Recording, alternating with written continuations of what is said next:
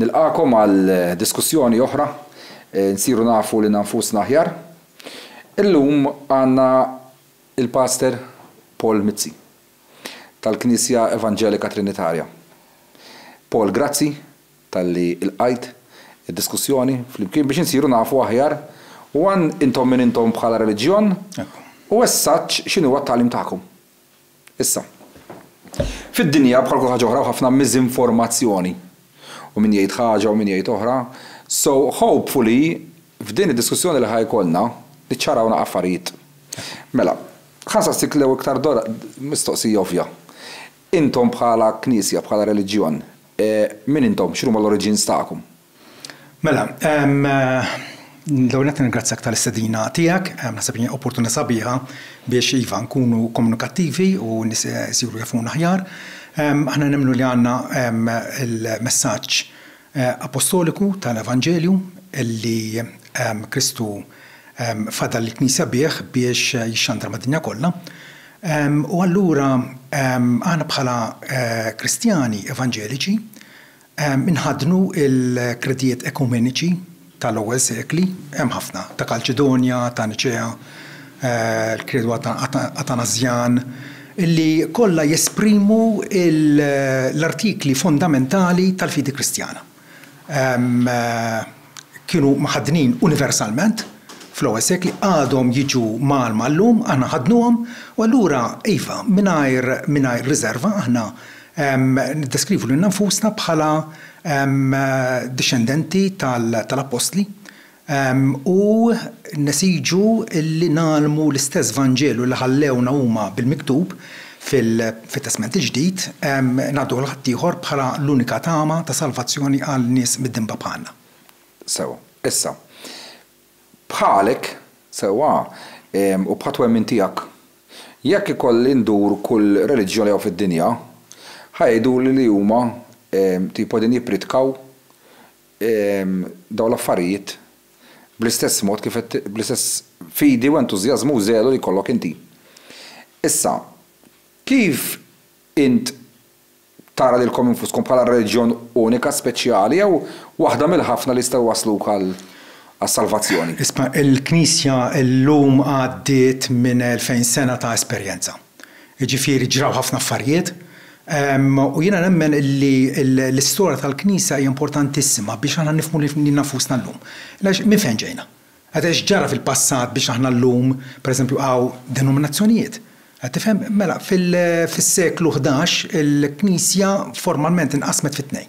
Għandek il-punent u l-vant, il-punent taħt il-Papat ta' Ruma, il-vant taħt il-Patriarkat ta' Inti qed tgħid meta kien hemm l-ewwel dismantling bejn l-Ortodossi. Meta kien hemm l-ewwel xizma l-kbira fil-1054. Mbagħad aktar tard il-Riforma Protestanta li il-Reformisti mhux għax taqgħu li jaqsmu l-Knisja imma minħabba l-istinazzjoni tal-ġerarkija. Tirreferi għal Martin Luther inti? Eżattament, minħabba l-ġerarkija dak iż-żmien korrotta ta' Ruma baqgħu ostinati dwar l-iżbalji tagħhom mhux biss żbalji etiċi fl-imġieba ta' immoralità simonija u affarijiet hekk, imma li prattikament l-Evanġelju kien tant ġie motti u ikkalpestat illi kien hemm bżonn dik it-tindifa. U għandna nemmnu illi r-Riforma Protestanta fis-seklu 16 kienet revival qawwi tal-Ispiritu Santu biex reġaħa il-Knisja għalmenu parti minna lura għall-eruq apostoliku li kellha bżonn ħafna u ħafna. Aħna nitennew llum il-ġurnata li għandna dan il-wirt mill-Reformisti, però ikun żbal jekk nassumu li bdejna l-għu fis-seklu 16. Le, kif għadlek diġà il-fidi tagħna mur ara l-kredijiet ekumeniċi u dak huwa li nemmnu aħna. Sewa, issa inti qed issemmi l-Bibja illi tipo intom ma tqisux lilkom infuskom illi bdejtu jew intom branch tal-Protestantiżmu imma tmorru lura. Issa, intom kotba spirati minn Alla kemm taċċettaw 66 jew 72? Le aħna l-lum ġurnata bħala denominazzjoni ħana reformed ġifieri biex aħna ma nistħux ngħidu eżattament minn aħna.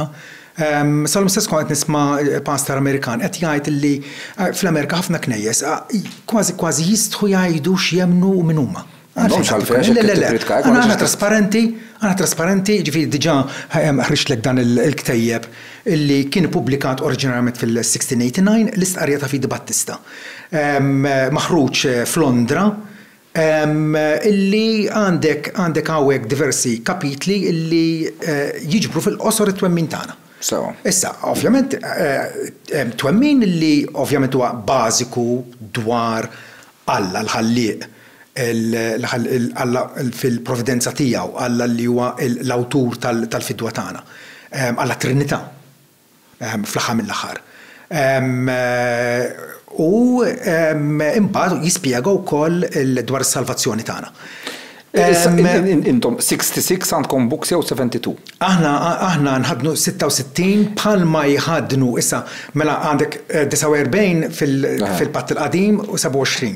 Il-kwistjoni bejna u l-Knisja Kattolika hija illi l-Knisja Kattolika formalment għall-ewwel darba irrikonoxxiet uffiċjalment 7 kotba.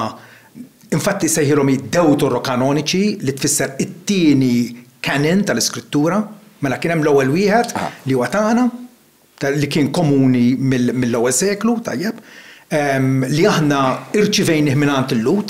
L-Apostolu Pawlu infatti jgħid fir-Rumani 3 illi il-vantaġġ li wieħed ikun ludi kien illi Alla fdalhom l-orakli tiegħu. Tajjeb, mela il-Tanak ludi, il-Bibbja ludija hija l-istess bħal tagħna. Issa vera li kien hemm dak il-daqsxejn disgwid illi dawn l-apokrifa 7 Knisja Kattolika aċċettat 7. Attualment hemm iżjed. Tifhem ġib b'mod kapriċċjuż qalet illi l-Bibbja hija 73. Però da qaletu fis-seklu 16. Issa, il-biċċedek il-Lut li wara l-eżilju Babiloniż kien hemm biex il-biċċiet minnhom niżlu Alexandria. Issa u kitbu ovvjament issebtaw ġin dak li bil-Grik għax kien bil-Grik. U miegħu kienu żiedu daw is-sitt kotba ta' Rut, Tobija, Baruk, eċetera. Jien rajthom m'għandhomx in my opinion m'għandhomx xejn ħażen ktieb ta' Baruk vera joġobni eżempju feħħaf nerf in my opinion. Issa li jkun hemm naqisu jiena li ma nifhimx hija di illi meta tiġi biex tikkwota l-Bibbja inti ħadd tikkwota l-Bibbja mill-Wycliffe il-qudiem, ġifieri mill-Protestantiżmu l-qudiem. Imma bl-istess argument suppost tikkwota l-oriġinal, dak li kien bil-Koine Greek biex niftiehmu ġifieri. Issa, jekk bniedem ikollu jaqra l-Vanġeli tal-ewwel century sewwa u l-Gospels u l-Littri ta' San Pawl eċetera, hemm mistranslations kbar għallum il-ġurnata illi jbidlu mbagħad twemmin sħiħ. Ġifieri jekk bniedem ikollu jaqbad eżempju ma nafx x'inhi l-ħarsa tagħkom fuq il-gejs huwa tħalluha libera l-ħlasla jew tipo kien hemm mistranslations iva. Jekk nieħdu l-każ tal-Vulgata pereżempju, Ġil Ormu, il-traduttur tagħha, pereżempju flok indmu għamlu penitenza.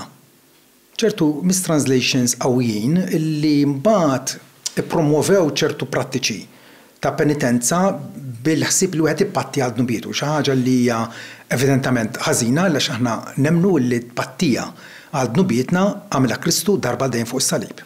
Imma mbagħad kien hemm mistranslations illi b'daw l-aħħar 2000 sena tefgħu il-bniedem il-baħar. Bħal pereżempju? Eżempju f'Korintu. Sewwa. San Pawl jikkundanna l-omosessualità. Issa, meta bniedem ikollu jaqra bil-Koine Greek u bil-Latin, għax inti translations saru kull seklu. Għandek l-ewwel century Koine Greek, mbagħad bil-Latin, mbagħad bis-Sirjak, mbagħad bil-Armenjan, u kull century ssir dar. Bil-Koine Greek, il-kelma li juża San Pawl kienet arsekonites. Issa arsekonites daw kienet jirreferi għaliex bniem biex jidħol fl-istampu għada għalfejn kienet jikkundanna l-Apostlu Pawlu għaliex Korintu kien post jisu biex niftehmu kif inhu sowħu kif kien li tarab kemm fata immoralità. Issa. Tant kien hemm immoralità, eżempju li bniem seta' jmur ma' tfal, trabi, xjuħ maskili, mos li jrid. Arsakonites, meta referi għalija l-Apostol Pawl, kien jirreferi għal briedel għal burdelli ta' tfal subin u dak ta' stess maskili. Ma kienx qed jirreferi għal relazzjoni intima ta' mħabba li jkollhom bejn raġel u raġel, għalfejn għaliex f'dak iż-żmien 2000 sena ilu, il-Griegi kien qed għandhom kunċett biss ta' fejn jidħol is-sess ta' xi ħaġa ħażin, daw kellhom huma sess biex niftehmu biex bniem jieħu pjaċir. U sess mbagħad għal prokreazzjoni biss, purely għal procreation, biex tal-procreation bil forsi tkun ma' mara. Ma kienx qed hemm illum l-IVF u dawn l-affarijiet. Imma mbagħad fejn kien jidħol sess għal pjaċir, ma kienx jidħlu fih, anzi kienet aċċettata li bista jmur raġel ma' raġel, eċetera, eċetera. So, ħabba dik il-mistranslation li hemm, il-hemm f'daqqa waħda daret il-kelma mit-3 seklu, 4 seklu l-hemm omosessualità, kemm batew nies.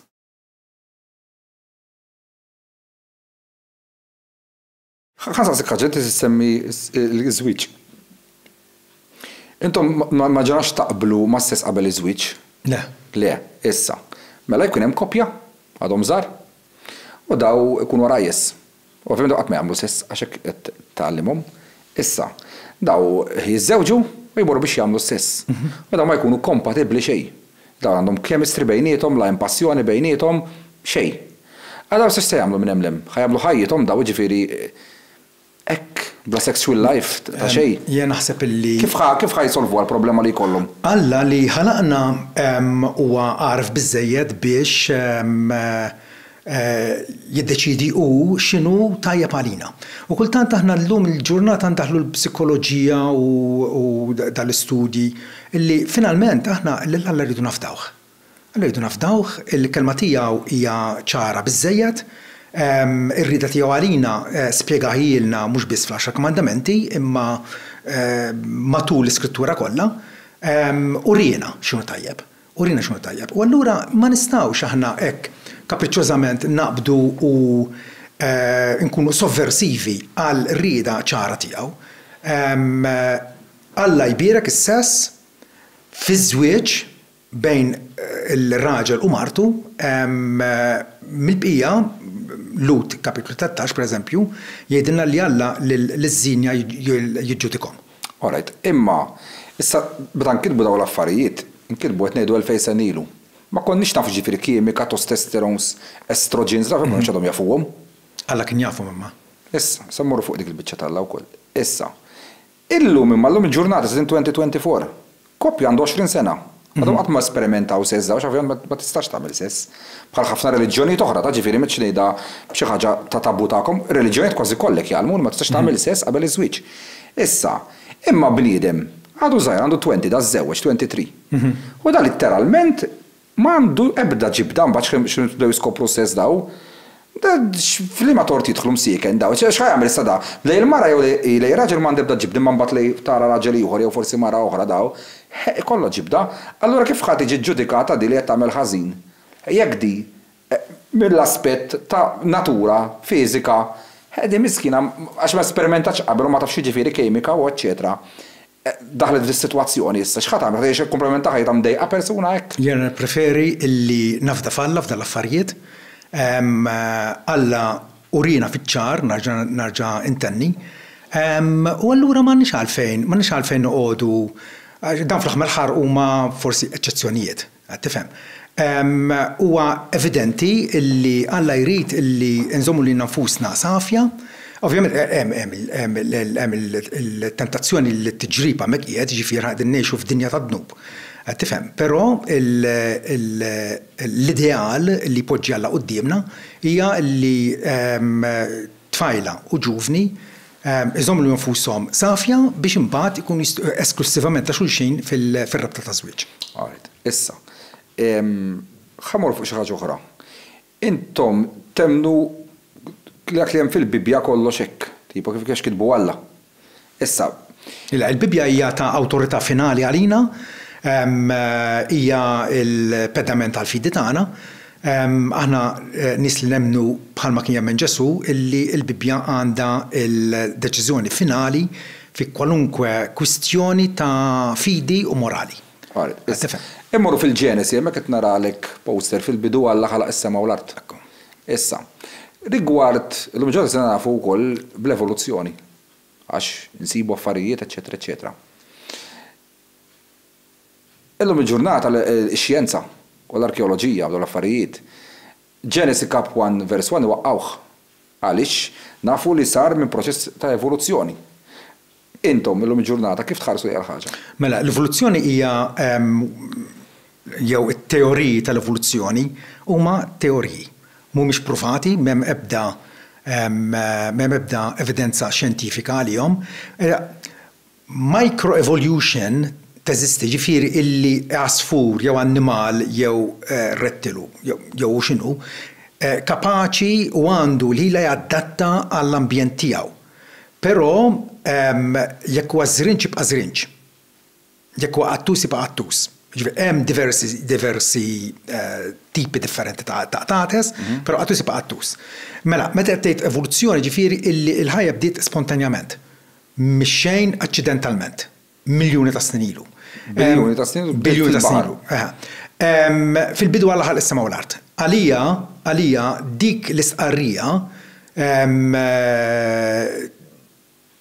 li jiena naċċetta bil-fidi, bħalma nies oħra jaċċettaw l-evoluzzjoni bil-fidi m'għandhomx evidenza, tifhem? Jiena nemmen illi Alla etern bir-rieda tiegħu mix-xejn ġab l-univers u beda il-ħajja anġelika, umana u annimaliska skont ir-rieda tiegħu.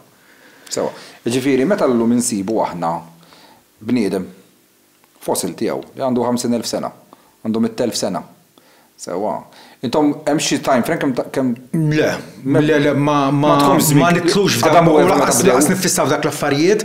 Il-Bibja tagħti ġenealoġija. Dik għax eżempju meta kont nitgħallem meta kont żgħir kont imur Jehovah's Witness, kienu jgħallmu lil Adam u Eva jsu jekk imorru lura bil-kronoloġija tal-Bibja. Naf. Dated back 6,000 sena ilu. Naf, le. Aħna ma nistux għal konklużjonijiet bħal dawk. Però ċertament l-idea ta' miljuni ta' snin hija idea pagana, idea li ma tistax la tagħti prova tagħha. These are simply claims. Le, żomm, inti meta bniedem qed isib sewwa. Inti semmejt qattus jibqa' qattus, l-evoluzzjoni ma taħdimx hekk ġifieri illum qattusa. Tmur twellet u minnha joħroġ annimal differenti. L-evoluzzjoni taħdem waqt tieħu eluf u eluf ta' snin. Le, nafx tajt. Issa, besides, jekk inti tħares lil qattus, ġej mill-istess razza fejn it-tigri, l-juni kollha jaqgħu taħt l-istess razza, mbagħad il-fera infetaħ. Il-bniedem. Għalhekk fil-Bibja ta' skont ġenshom. Ġifieri il-ġens hija terminu wiesa li jiġbor fih diversi annimali tal-istess razza. Issa, il-biċċed illum aħna sinna nafu eżempju li aħna moħħ il-bniedem għata għandu ġo fih ir-reptilian mind jgħidulu għax xi darba fl-antik konna aħna. Għax approvata llum il-ġurnata mhux. Xjentisti ġobhom jiddeskrivu dik il-parti tal-moħħ b'dak il-mod ġifieri. Xjentisti jkunu għamlu dawn it-teoriji ma jimpressjonawni assolutament xejn, ġifieri, assolutament xejn. U d-DNA ġifieri llum tista' ma tistax tmerja d-DNA ta' li elajk aħna xadini prattikament kull mem differenza 1.4% biss. Għaliex il-bniedem u l-annimali għandhom l-istess awtur li huwa Alla. Alla ħala diversità ta' ħajja. Qed tifhem? Ħajja li taffaxxinak fil-kumplessità tagħha. Qed tifhem? Aħna qegħdin ngħixu fuq l-istess dinja mal-annimali ġifieri. Pero il-bniedem huwa mħalluq fuq xbijat Alla, meta ngħidu fuq xbijat Alla ġifieri b'xi mod jixbħu lil Alla. Ġifieri kapaċi nirrelataw miegħu Alla ħalaqna mhux biex bħal qattus ngħixu 16-il sena u bdejna u spiċċajna u sirna trab. Imma r-ruħ tagħna tibqa' teżisti jew il-ġenna jew l-infern u bit-tama tal-qawmien. Jerġa' ġifieri l-ġisem li kien tagħna Alla se jirxux taħt il-mewt. Ġifieri l-artiklu fundamentali tal-fidi Kristjana hija kif konna nisqarru mill-antik net, ġifieri nemmen fil-qawmien mill-imwiet. Meta Ġesu jirritorna biex jagħmel ġudizzju universali minn kulħadd se jkun hemm il-qawmien ġenerali ta' kulħadd. Issa, inti semmejt il-bnedem u l-ġenna, l-infernu, l-annimali jispiċċa. Għala fejn nafu l-annimal m'għandux ruħ U l-bnedem għandu. L-animal għandu nifs bioloġiku li spiċċa. U aħna x'prova għandek tal-li għandna rivelazzjoni tal-Alla. Imma apart il-Bibja, x'kont għandu ma Bibja. tistax tirraġuna hekk miegħi. Jiena ma niswa xejn u l-opinjoni tiegħi hija zero, kull ma qed ngħid jiena qed inġibhom bil-Bibja.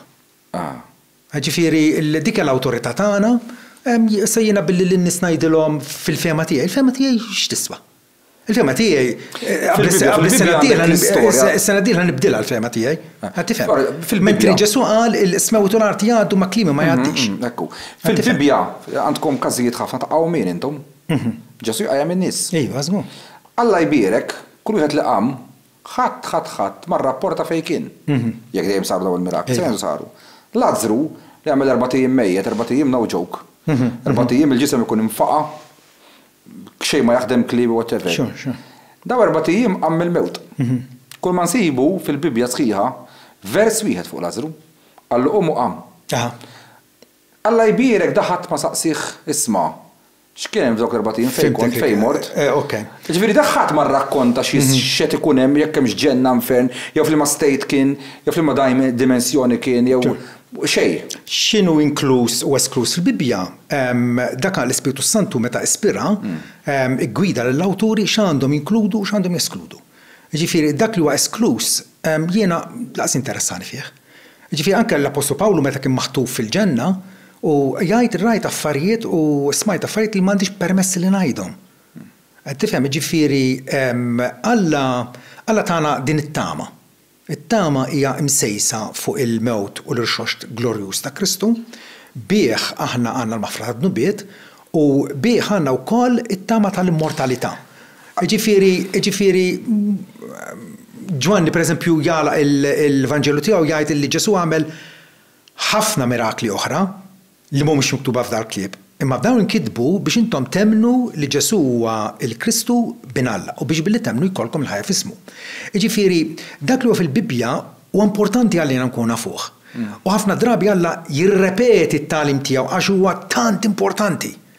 Mentri dak li huwa sieket li Alla ma informanix dwaru. Nistennew Riki. Nistennew nkunu nafu. Imma ġifieri kull reliġjoni s-saħħa tagħha, kulħadd ġifieri mhux tagħkom biss kulħadd. Is-saħħa tagħha waħda, jekk naħħilha dik jaqa' kollox. Hija li bniem għandu il-rigal finali li jmur jgħix għal dejjem wara dil-ħajja. Issa. Mela jiena rrid noqgħod sieket qajjem it-tifla ta' Ġajru, qajjem il-dak, qajjem xejn, m'hemm xejn. Imma mbagħad għandi naqra Ġenesi kapitlu 38 jien u naqra 40 vers kif Onan kien ikollu x'jaqsam mal-mara ta' ħuħ u jwaddab l-isperma mal-art u ta' hekk Alla kkastiga u qatlu. U mbagħad missiera ħasibha prostituta, tagħha ħaruf marmaħħa, u mbagħad qallhom oqtluha. Da hekk li 4000 sena ilu dal-bniedem fejn kien iġib l-affarijiet tiegħu hekk għandi 40 vers fuqha, ma nafx interessana jiena minn dak kollu. Li by the way dik kienet it-36th grandmother ta' Ġesu, Tamar. Imma mbagħad fuq każ fundamentali hekk fejn għandek inti bniedem illi miet u qamu jsir rakkonta hemmhekk Alla jbierek aħna ma nkunu nafu xejn. Mela ħanajlek l-għala hemm dawk l-istejjer pjuttost makabri u xejn. Mhux makabri. Xejn però xejn ma nafx fejn l-awtur tal-Bibja ispirat minn għandu jaħli 40 vers fuq hekk. Yes. U fuq bniedem li qam il-mewt 4 ijiem. Essellenza. Ħanispjegalek. Interessa l-bniedem. Ħanispjegalek. Alla jrid jikkonvinċina dwar il-depravità tagħna. Għandna bħala bnedmin nies illi ninsabu ribellużi kontra Alla, edewa tiegħu, mardux nafu bih, naħarbu minnu, għal-inqas dwar Alla l-veru ma rridux. Tifhem? U jekk Alla ma jfittixniex, nibqgħu naħarbu minnu. Issa dawk l-istejjer huma illustrazzjonijiet ta' kemm il-bniedem kapaċi jagħmel għaru każijiet illi mesna nistu li naslu għal dawk il-tip ta' emejjel. Ma dak Alla qallu biex jagħmel hekk, ġifieri li l-Onan Alla qallu għax eri ħuħ Alla qatlu. Imma l-ħażen li ma rridx taqala għamlu. Għax Alla qallu titħabbilha. U da ma rridx ħabbelha. Appuntu. Għatlu Alla fuq hekk. Appuntu. Mela għandek imma ma xi daħal għandek l-ispirtu ribellus tal-bniedem. Le, Alla jew għandu friwil jew m'għandux il-bniedem.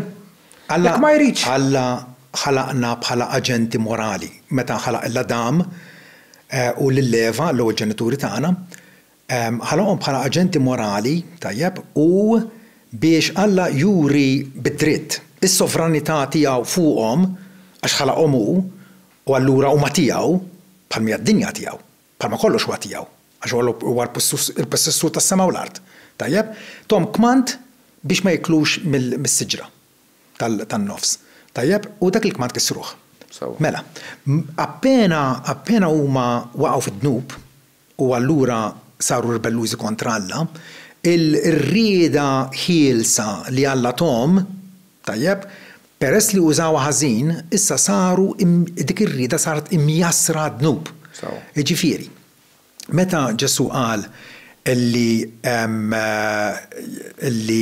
jekk liben jagħmilkom ħelsin, intkom tkunu ta' bilħaq ħelsin. Ġemek qed jgħid illi aħna bħala bnedmin li qegħdin maqtuwejn mill-ħajja Alla m'aħniex ħelsin. Nistgħu niftaħru li ħana ħelsin, jista' jidrilna li nistgħu nikklejmjaw li ħana ħelsin. Imma x'libertà għandu l-bniedem meta qed jgħix fil-passjoni tiegħu innifsu, qed tifhem, u qiegħed avversiv kontra Alla. Dak mhux ħelsin. Għalija mhux toħodha litterali li vera ġrat. Ismani, il-Ġenesi, jiena smajt l-intervista tiegħek ma' of George Frendo. U qal l-ewwel 11 il-kapitlu 13 huma mitoloġija sumera. L-ewwel 13, il-claim hija l-ewwel 11 imma. Le, jekk ikollok taqrom, il-Ġenesi bħala ktieb huwa ktieb storiku.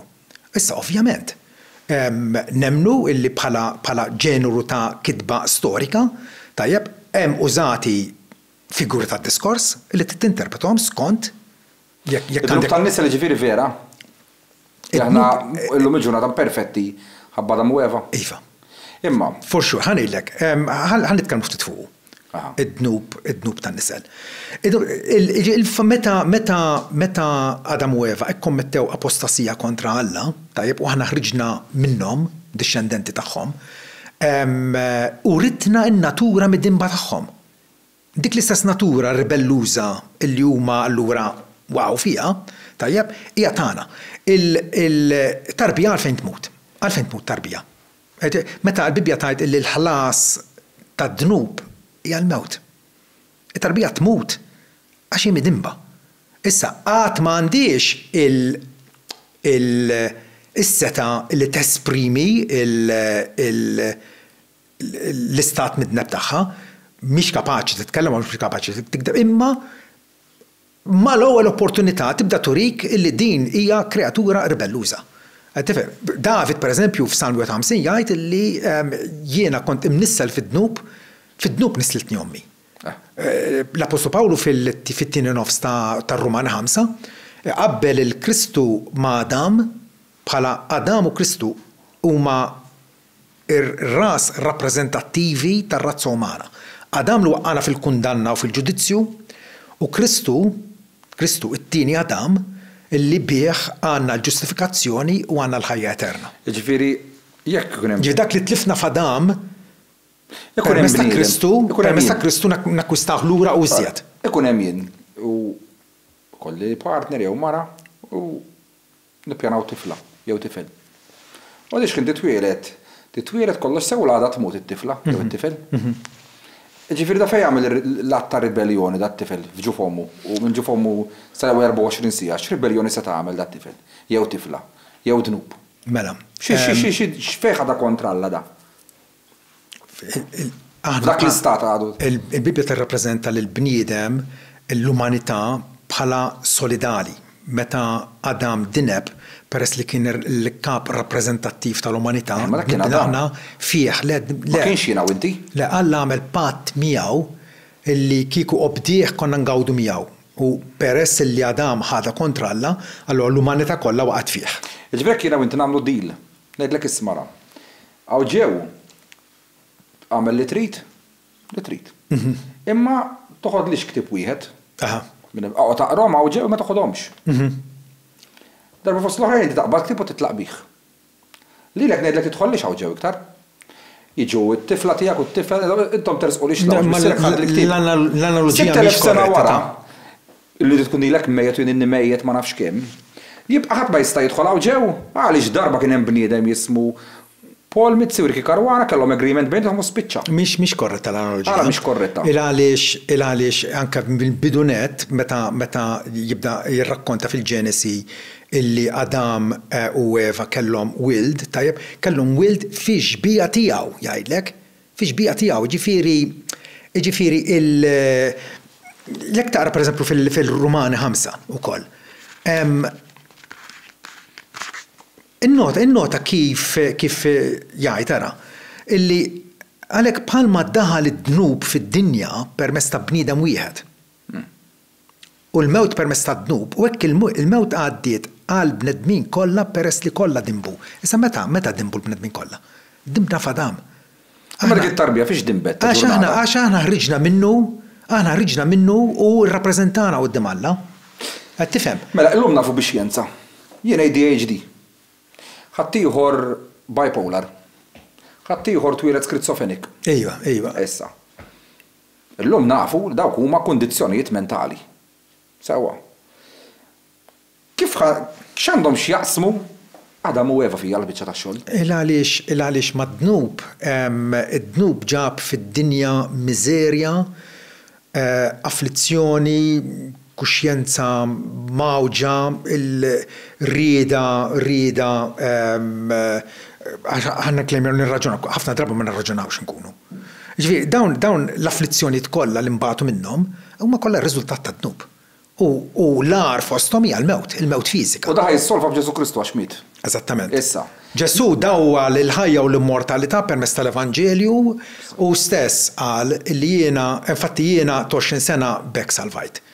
Kristu ġibidni lejh b'sentenza waħda fuq ktieb ċkejken miktuba bil-bajro fuq l-ewwel paġna fejn Ġesu jgħid jiena ġejt biex intom ikolkom il-ħajja u l-ħajja aktar bil-kotra. Issa. Qed tifhem. Daw in-nies ġifieri ħajsalvaw fejn ħadd morru meta bdew jisalva. Fejn ħajmur, fejn ħajsalva ruħu daw, fejn ħajsalva. Il-bniedem? Il-bniedem ir-ruħ tiegħu tmur il-ġenna. Immedjatament fil-preżenza ta' Kristu. Għaliex aħna nemnu illi Kristu bil-tpattija tiegħu fuq is-salib, tajjeb, appena aħna nemnu fih, Alla jgħod il-ġustizzja ta' Kristu, l-perfezzjoni ta' Kristu bħala tagħna. Qed tifhem? Bħalma Kristu tabba bil-ħtijiet tagħna u sammarhom mas-salib. Pietru pereżempju fl-ittra tiegħu jgħid illi hu nnifsu tabba bid-dnubietna sa fuq l-għoda tas-salib biex aħna mejtin għad-dnub ngħixu għall-ġustizzja. Bil-ġrieħ tiegħu intom kontum fejja. Ġifieri r-ruħ tagħna minn issa hija maħfura. Jiena naf fiċ-ċert illi għandi l-maħfra sħiħa u għall-eternità li kisibili Kristu bil-mewt tiegħu. Issa, il-ġenna x'inhi? U l-infern x'inhu mal-ġenna u l-infern? Mela, postijiet materjali u għax ir-ruħ, il-ġisem jibqgħu miet. Ma r-ruħ l-għandha bżonn ilma, l-għandha bżonn sess, l-għandha bżonn siġar, ma għandha bżonn xejn. Issa allura meta inti ktib ta' rivelazzjoni jgħidlek u tsobħ bes bħal ċerf, nafx jgħid tiktib ta' rivelazzjoni naf il-ġenna tal-art sewwa. Tipo dil-ġenna tal fejn ħasseħ, fejn ħassir ġifieri, fid-dinja tagħna. Tix ngħidlek l-infern u l-ġenna preżentament x'inhuma l-ewwel kif saqsejti qabel. Kif trid tara inti kif tispjega, ngħidlek biex tispjega free will tipo. Mela Pawlu pereżempju jgħid illi jiena qiegħed imġebbed bejn żewġ naħat nixtieq nitlaq u li nkun ma' Kristu li hu wisq aħjar. Imma li nibqa' magħkom huwa aktar profitabbli għalikom.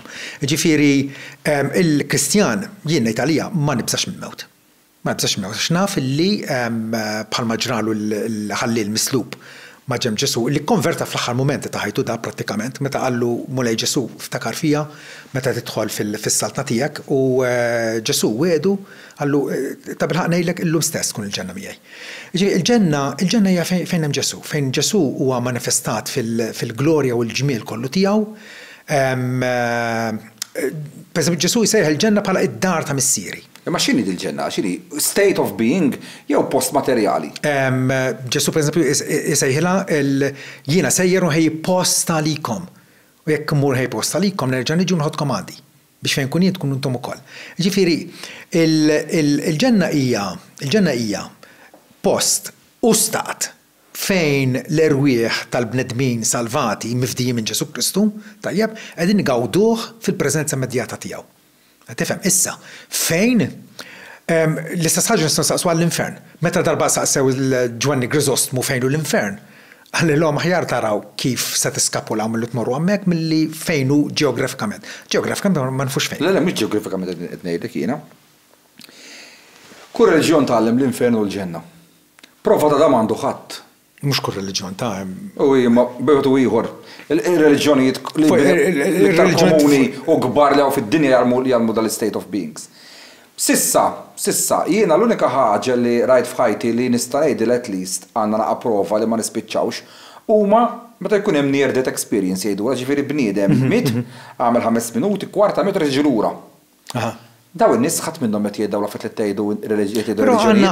Daw f'daw l-state of beings, daw ma jgħidu xejn minn daw l-affarijiet. Da reliġjonijiet biss qed jgħidhom daw l-istejjer. Yes, u li jirrakkontaw li marru l-infern u l-ġenna u jikkontradixxu mhux biss xulxin imma li nfushom. Jiena għalija dak m'għandihom ebda krettu. M'għandix bżonn dawk it-tip ta' stejjer, il-fidi tiegħi hija bbażata fuq xi ħaġa aktar affidabbli li hija l-kelma ta' Kristu nnifsu. Fuq ktieb. Iva, fuq ktieb imma il-fidi tiegħi mhix għamja. U x-xjenza ġifieri il-fidi tiegħi hija bbażata fuq evidenza kotrana. X'evidenza għandek li dak huwa kollu minnu li tgħid? Dan qed ngħid mela. Il-Bibja hija trustworthy l hawnhekk Ġesu mhux biss jirrikmanda imma il-kwistjoni li kellu mallut fuq id-divorzju u fuq kwalunkwe ħaġa dejjem għal x'taqraw x'qalilkom issa. Ġifieri dejjem ħadhom lura l-Iskrittura biex jurihom illi dak li hemm miktub huwa l-pura verità. Mela, San Ġwan, għax rrid il-ktib tiegħu, kulħadd jaf l-istorja tal-mara adultera. Issa. Jekk bniem ikollu jfittex f'San Ġwan, l-ewwel 300 sena li nsar dak iż-żmien li kienu bħalek u bħal kull min jemmen, dawn ma kinux talmu waqgħet l-istorja tal-mara adultera, għalfejn ma kienx teżisti, ma kienx miktuba. Ġiet introdotta fir-4 seklu u introduċewa propju biex iħajru in-nies ta' Korintu, peress ħafna prostituzzjoni, sodomija, eċetera, eċetera. So, jekk bniem ikollu jaqra il-Vangeli tal-First Century, Second Century, Third Century, Fourth Century, eccetera, musta sibhom jaqbru. U hija trustworthy imbagħad. L-ewwel Bibja, għas kellna Bibja ħna sar-4 seklu, kellna dokumenti jiġru biss Vangeli. Ma kienx Bibja. No, ma kienx hemm Bibja kif qiegħda maquda hekk. Kien hemm dokumenti, Vangeli, eccetera, eccetera. Issa. Ħanrispondik. L-ewwel fi żmien Ġesu kien hemm diġà 3/4 tal-Bibja. Kif kien 3/4 tal-Bibja? Kien hemm il-Patt il-Qadimu. Kollu kemm hu li kien qed jaqra fis-sinagogi mal-diaspora kollha. Inti tirreferi għall-Antik Testament. Iva. Issa. Ma mhuwiex il-kelma tal-Alla. Jiġifieri għax ma qisu l-kelma tal-Alla. Jekk inti qed tistaqsini fuq tal-arka x'għandna ta' Nowe. Jekk inti qed tistaqsini dwar kemm il-Bibja hija affidabbli, il-profezziji li hemm dwar il-Messija illi ġew mwettqa bi preċiżjoni kollha kemm huma mingħajr falliment. Ja li dik hija prova illi il-Bibja bħala ktieb hija rivelazzjoni speċjali minn Alla illi ebda ktieb ieħor u ebda organizzazzjoni oħra bi kapaċi trassaq xi ħaġa li hija komparabbli ma' l-integrità li nsibu fil-Bibja. Żomm daqsxejn. Minn daw it-tip ta' Vangeli miktubin oriġinali, għas għandna xejn biss ġifieri, meta bniem jikkwota San Mark, San Mattew, San Ġwan u San Luqa, bniem irid jifhem li dawn ma nkitbux waqt li qed jaraw il-Kristu. Inkitbu fl-istess ġenerazzjoni imma. Wara, l-ewwel ma nkiteb kien San Mark. Issa San Mark inkiteb 50-60 sena wara Kristu. Sewa. San Ġwan 100 sena wara Kristu. Issa. 60 sena. Lim. Ġwanni. 100. Fid-disejnijiet inkiteb. Wara Kristu ħana tibda toddu minn meta tweled Ġesu. 60 sena. Issa. Ma tiftakar Riki illi Ġesu wiegħed lill-Apostli ħanabatilkom Ispiritu Santu u jfakkarkom kull ma tilkom jien. Billi għadda dak iż-żmien, l-Apostli kienu għadhom ħajjin, l-Evanġelu kien qegħdin jippritkaw huma in persona. Dak mhux huma kitbuh. Illum nafu aħna l-Evanġeli ma kitbux, żebda aħna nsemmu l-Evanġelu ta' San Ġwan, l-Evanġelu ta' San Mattew, mhux San Mattew kitbuh. San Mattew qalu lilek. Inti mortettu dak ir-raġel, dak ir-raġel mbagħad abbat skrivan. Ma biex miegħek. Hemmhekk huma, inti hekk tagħmel riċerka ħassib. Għandek Mattew u Ġwanni li kienu xhieda okulari ta' Kristu. Ma kitbuhx huma. Kull ktib li hemm hemmhekk, inti ħantik eżempju inti tgħid hija trustworthy. Ġuda kif mitalik? Naf. Talla. Naf. Ħanejlek. Da fl-istess Bibbja tiegħek suppost jekk tiftaħ Mattew kap 27 minn 3 sa 10. Issib storja. Jgħidlek li Ġuda mar lura għand l-assassin il-kbar u għalhom ħudu l-flus lura. Għax tara tgħid bniedem. L-importanti xi tgħid kemm trustworthy, ħansiblek ħajdek kemm trustworthy. Mela, u da jgħidlu isma' jgħidulu dik is-saffarik x'għamilt, wadda bil-flus martu tal-qulem u jgħidlek qabdu l-flus. U xtrawal, għaw semmew għal għataddim, u bdaw jitfnu n-nis barra ninfija. Issa. Binem jiftaħatti kapitlu 1 vers 18, u jisib storja totalment differenti u jgħidlek u Ġuda, għabba dawk 30 biċċa tal-fidda u xtara għaliħ. Xtara għazanka, Mattew tgħidlek li ramijom mal-art għax maridhomx u l-assissi emmek xtrawal biex jitfnu il-daġodda. Fatti qed jgħidlek issa qabad il-flus xtara għaliħ, waqar rasu u ħarġulu msarneħ minn nofs u mit. Dan qed ngħidu fuq l-iktar bidem importanti fit-Testament il-ġdid wara Ġesu minn tradixxa l-Ġesu, Ġuda. Ukoll ma taqblux fija l-bieda dan l-istess Bibbja. Aħna ma nix qegħdin ngħidu l-Bibbja. Allura fejn qed trustworthy jekk qased naqblu fuq rakkont importanti tantek. Il-Bibbja fija d-diffikultajiet tagħha. Qed tifhem u fija iva dak li apparentament huma kontradizzjonijiet sal-ħadd li għadda. Konna qegħdin nikkonsidraw il-miraklu ta' Ġesu fuq Bartimew u sieħbu. Mela għandek żewġ evangelisti jgħidu li kienu 2 u Marku jgħid li kien wieħed Bartimew. U wieħed jgħid li Ġesu għamel miraklu u ħireġ minn Ġeriko u tnejn l-oħra jgħidu u dieħel f'Ġeriko. Hemm soluzzjonijiet għal dar problemi, għadana meta għandek xhieda li qegħdin jirrakkuntaw xraw huma bajnihom tajjeb bħalma għandek xhieda li jittallgħu l-qorti biex jagħtu xhieda tagħhom. Tifhem? Inti ħat nfasizza ħaġa. Jien nfasizza ħaġa mill-angolu tiegħi mill-perspettiva differenti. Le, dawn. Wieħed talla u l-flus ħadhom il-qassissin u xtraw għal qabiħ biex jitfnu l-barranin. U l-ieħor huwa totalment differenti qabad il-flus Ġuda. Xtara għal għalih, daħalim, waqar rasu, u ħarġulhom sarneħ barra, m'għandhom x'jaqsmu xejn flimkien di mhux qed ngħidu isma' kelli besinnu ċċajja ma kienx li besinnu ċċali, dettal żgħir. Dan huwa totalment differenti l-każ. Eżatt nitkellmu fuq iktar bniedem importanti wara Ġesu my opinion għax ma tradix il-Ġesu ma kienx issaħħ il-mew tiegħu. Kif jista' jkun hemm żball goffek? Mhux kontradizzjoni. Ma tgħidlek li dan mill-akkwista bil-ħlas tal-inikwità tiegħu. Ġifieri, l-istess flus li hu ddobba biex jitradixxi lil Kristu, tajjeb, ħadd ieħor dak il-flus tiegħu, tajjeb, xtraw għal qabja. Ġifieri m'hemmx kontradizzjoni ta' xejn. Ma jgħidlek jgħidlek Ġuda xtara imma. Kien qed iddawwara inti jekk ma bidx miktuba. Le, għax inti l-iskrittura tittara fil-totalità tagħha. Fejn jaqbel kollox eżatt tieħdu verbatim l-Alla. Dejjem, le. Ma jaqbilx u mbagħad dik tittar kif tifhem is-simboloġija tagħha. Kollox fil-kuntest. Inti ma tistax taqra vers wieħed. Kollox fil-kuntest jew kollox kif hemm miktub. Ma tistax pereżempju tgħid li Ġesu qal lil Pietru inti Pietru fuq dil-blat nibni l-Knisja tiegħi u tikkonkludi mela li Pietru għal-ewwel Papa u l-Knisja mibnija fuq. Tittara il-kuntest kollu, tibda tara tara li Pietru pereżempju jiddeskriva li nnifsu bħala presbiteru flimkien mal-oħrajn, ma' presbiteri oħra, ġifieri tara l-kuntest kollu.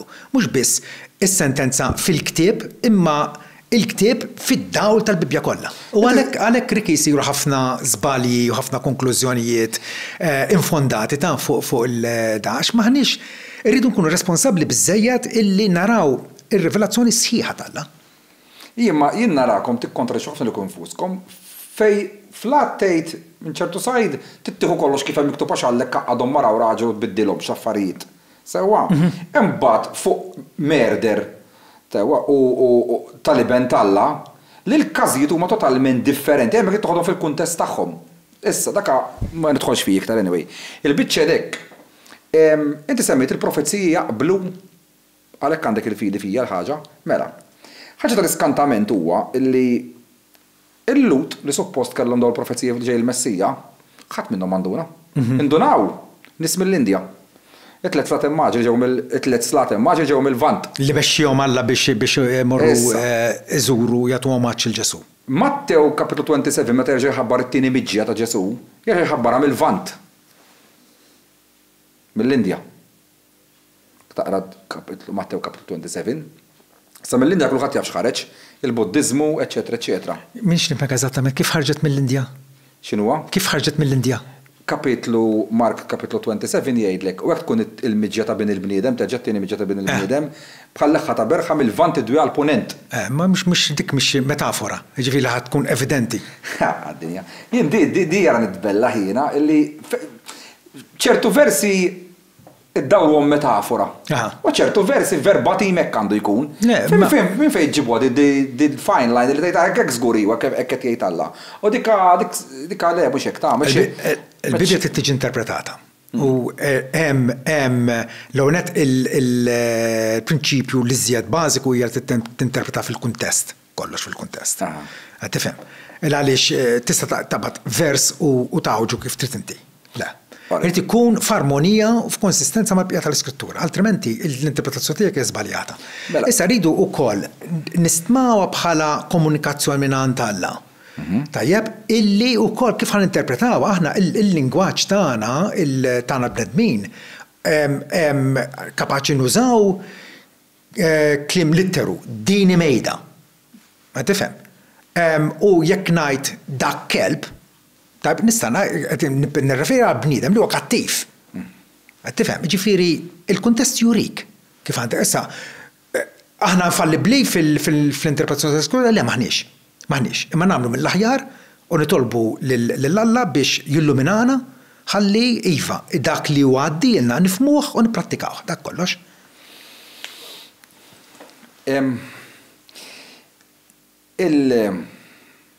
Il-problema li bniedem isib f'kull reliġjoni hija illi mill-paroli għal fatti jkun hemm baħar jikkumbatti. Jiġifieri, meta bniedem jitkellem fuq l-imħabba, fuq it-tolleranza, fuq li bniedem għandu ikun open għal kulħadd u jagħmel irda tajba, eċetera, eċetera. Ħafna min-nies, sansitra anke l-Iżlam, jemmen f'Ġesu. U kulħadd jemmen li Ġesu qal kmandament wieħed biss intikom jien dak li ma tixtiex ħadd ieħor jagħmel jagħmel xi ħadd. Jien għalija l-Iżlam ma jemminx Ġesu ta' ġifieri. Huma ma jemnu li Ġesu kien profeta. Billi jgħidu profeta, mela la jemnu li Ġesu mit fuq is-salib. Le ma jemnu. U allura ma xorxax. Ma jemnu li kien wieħed mill-ħames profeti. La jemnu li huwa l-ibn Alla, ġifieri. Ma le, ġifieri huma jindirizzaw li tipo kien hemm persuna Ġesu. Issa kulħadd jgħid tiegħu, kulħadd bl-interpretazzjoni tiegħu, bit-translations tiegħu, u d-dinja qiegħda f'dal-kajos kollu. Allora possibbli dal-kmand sempliċi li ħalla Ġesu li kulħadd qed jipridka f'ismu. Meċ ħalli frott imkien għax kulħadd fħallejna f'kollox. X'saħħa għandu fil-verda klim Ġesu ta' xejn allura jiġi.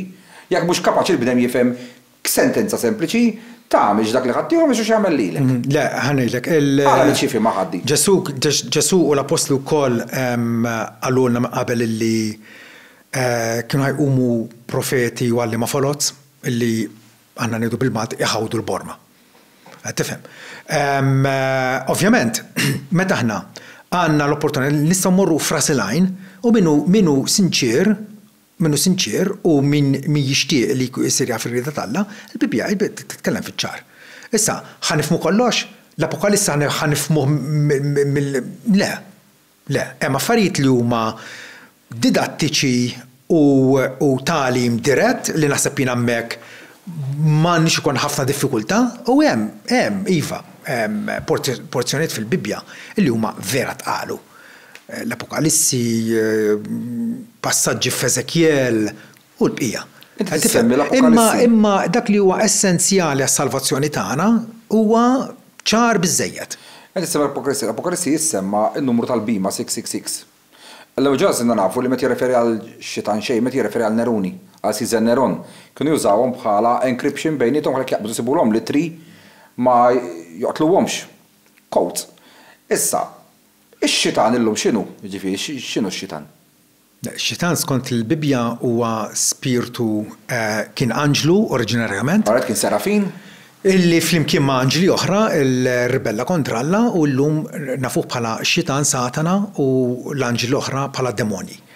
Imma huma entijiet reali, ġifieri, li għandhom intelligenza, għandhom qawwa, li jaħdmu kontra Alla f'avversità kontrih u xitan fatt il-Bibja sejħlu t-tentatur, ġifieri il-dnub daħal fid-dinja, il-bniedem waqa' minħabba t-tentazzjoni tax-xitan. Di domanda nagħmel għal kulħadd u s'issa ħadd ma sibt risposta li jikkonvinċini. Ġenesi kapitlu 1-2 sewwa jgħidlek huwa Alla ħalaq is-sema l-art. Ora li kollox kien tajjeb u perfett għax ħalqu Alla. Issa ma jibqa' sejjer bil-kreazzjoni tiegħu. Mela jekk Alla ħalaq dinja perfetta u kollox ħareġ minn Alla, ħalaq l-anġli perfetti, il-bnedmin perfetti, l-annimali, eċetera, eċetera. Mela inti għandek xi ħaġa 100% pure, tajba. Min fejn qatt xi darba seta' jinbet il-ħażin f'moħħda s-serafin li mbagħad il-qudiem ġie sejjaħ Satana x-xitan, jekk il-ħażin ma kienx jeżisti għax kien kollox tajjeb. Ekku. Min fejn seta' x-xitan xi darba jikkrea l-ħażin. Hija waħda minn dawk il-mistoqsijiet filosofiċi li l-Bibja ma tindirizzax. U probabbilment il għaliex moħħna mhuwiex kapaċi jifhem nejn u kif oriġina il-ħażen. L-Bibja semmi kif daħal il-ħażen, ġifieri, xitan kif irribella kontra Alla u l-umanità kif waqgħet fid-dnub. Aktar minn hekk, ġifieri, kif għadna fil-bidurki. Dak li Alla moġbux jurina għandna nirrispettawh bħala Alla urina daqshekk u b'daqshekk għandna nkunu sodisfatti. Issa, illum nafu bit-teleskops li għandna li neżistu ġo univers infinit. Pjaneti kullimkien, eccetera, eccetera. Issa, ħajja fl-univers oħra. Nimmaġina li hawn. Timmaġina. Sewwa. L-immaġinazzjoni tiegħek imma. Anke xjentifikament tista' tasal għalija għalfejn għaliex aħna nafu li kull fejn hemm l-ilma hemm il-ħajja. Mhux bil-fors. Issa, l-lum il-ġurnata nafu li ħafna mill-pjaneti qegħdin insibulhom l-ilma fuqhom. Issa, 500 sena ilu n-nies ma kinux jafu li d-dinja tonda. Naqblu li tonda d-dinja ħanamlu hekk għalmenu għax min li ċatta. Issa. Sakemm ġib bniedem b'teleskop għamel hekk Galileo u għalara. Kollox tonda aħna. U skoprejna wkoll qabel konna naħsbu li d-dinja fin-nofs u kollox idur magħna. Issa skoprejna bil-kontra li x-xemx fin-nofs u kollox idur magħna. So ma kienx. Ix-xjenza dejjem turina li tkun żbaljata. Ġifieri. Riki aħna bħala bnedmin, il-tarif tagħna huwa vera limitata, f'kull qasam. Ġifieri inti meta triljuni dwar l-esperti. Daw triljuni kollha vojta, daw triljuni ta' pjaneti. Ma nitkellmu dwar l-esperti, ma l-esperti ġifieri x'jaf. Inti għandek l nafu fiċ-ċert hemm trillions u trillions u ma fiċ-ċert. Le, ma tlekx fiċ-ċert. Daw vojta kollha. Ma nafx. M'hemmx ħajjit fuq. Ma nafx. Li naf huwa li l-Bibja mill-bidu sa tmiem ma semmi il-trattamenti ta' Alla huma mal-bniedem fuq din il-biċċa pjaneta iva. Issa ġifieri m'hemm ebda indikazzjoni li hemm ħlejja oħra bnadi oħra. Ma tinix dik l-indikazzjoni. Issa, jekk xi darba nsibuhom daw, x'ħajġri? Xejn. Ngħid happy discovery, dasek. Inti mhix ħadaffettwa l-fiti tiegħi. Jiena naf li għandek il-Vanġelu għal qalbek inti sewwa u xtaqt illi titkellem iktar fuq il-Vanġelu. X'tixtieq tgħid fuq il-Vanġelu? X'tixtieq twassal messaġġ tipo, x'tixtieq tesprimi? Mela, il-fatt li l-bniedem waqa' fid-dnub u allura ninsabu dan ir-reliġjonijiet li hawn fid-dinja. Dawn kollha qegħdin juru illi l-bniedem aħna xjentifikament isejħulu Homo sapiens. Homo sapiens. L-antiki aktar kienu jsejħulu Homo religiosus. Għaliex aħna fin-natura tagħna nies reliġjużi, ġifieri fis-sens li rridu nqimu. Issa, avolja il-bnedmin lill-Alla l-veru ma jidux jafu bih. Però il-qima li xi ħadd irid jagħtuha. U allura hemmhekk għandek il-realtà ta' l-idolatrija. Il-bniedem parta till-Alla ma' idolatrija skifuża illi flok ma jagħti glorja u ġieħ lill-Alla l-ħalliq tiegħu qiegħed jagħtiha l ħadd ieħor. Issa, Ġifieri aħna ninsabu fi stat ta' alienazzjoni, għandna ħtija fuqna nfusna, ħtija mhux biss bit-tnub oriġinali li uritna minn Adam u Eva, imma ħtija personali. Ġifieri kuljum aħna nonqsu u nuru l-diżubbidjenza tagħna kontrara fil-ħsieb bil-kliem bl-emil u anke billi nitaskuraw id-dmirijiet li suppost nagħmlu. Ġifieri il-ħtija hija ovvja, però il-bniedem imħolli waħdu mingħajr grazzja tal-Alla jibqa' għaddej bħal kieku mhux xejn. Qed tifhem? Frattant l-Ispiritu Santu huwa dak li jikkonvinċina mid-dnub. U hawnhekk li rridu vera we come to grips. Aħna min aħna? Aħna fejn qegħdin? Jiena tiġini f'moħħi pittura famuża ta' Paul Gauguin, smajt bih Paul Gauguin, post-impressionist, ximja u 30 sen ilu, dak Franċiż kien mar it-Taħiti, penġa waħda mill-kapolavuri tiegħu pittura kważi 4 metri, b'xi 2 metri, sabiħ ħafna. Simbolika ħafna li turi l-bniedem, infatti biex jagħmilha ċara li dinja pittura filosofika. Semmija d'où venons-nous, que sommes-nous u allons-nous. Mnejn ġejna? Min aħna? Fejn sejrin? U vera laqat il-musma fuq rasu la xammek għandek il-penġi il-bniedem fil-innoċenza tiegħu għadu tarbija. Fil-mġarrab u ħati u mbagħad ukoll il-bniedem fix-xuħija u l-mewt. Irridu nibdew kif qal teologu kbir tal-Knisja, Giovanni Calvino, jgħid illi l-erf kollu tagħna jinġabar fil-li narfu lill-Alla u lil-nafusna.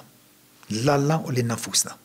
Mela, Alla il-ħallieq twajjeb infinit ta' erf li ma bħalu illi kif ġiġa għadna ikkomunika magħna, imma komunika magħna b'mod li nifhmu u laqqas għalina kollox għalax moħħna huwa biżella.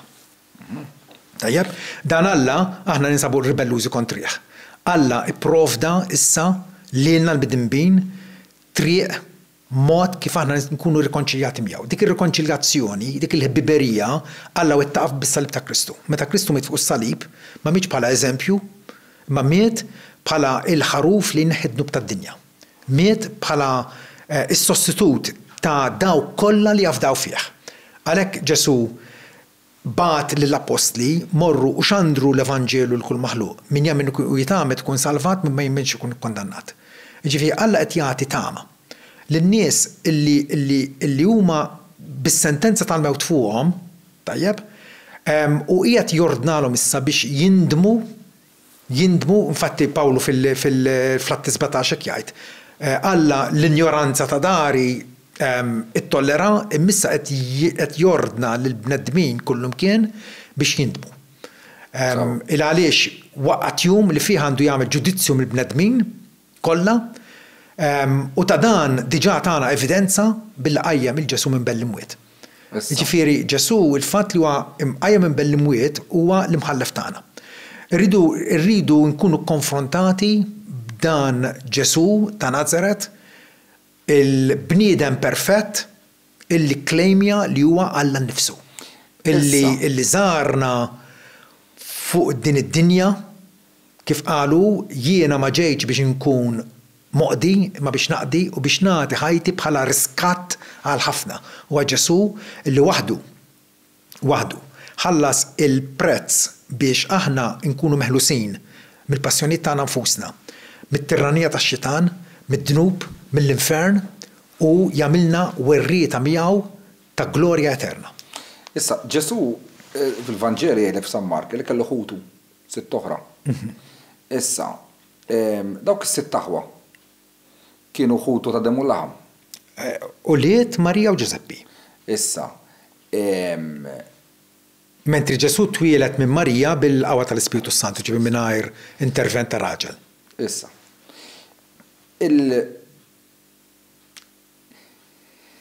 L-insib naqa jiena problema tkun meta niddiskutu daw it-tip ta' suġġetti hija illi il-mindset tiegħek ħadd tieħu kollox mill-Bibja.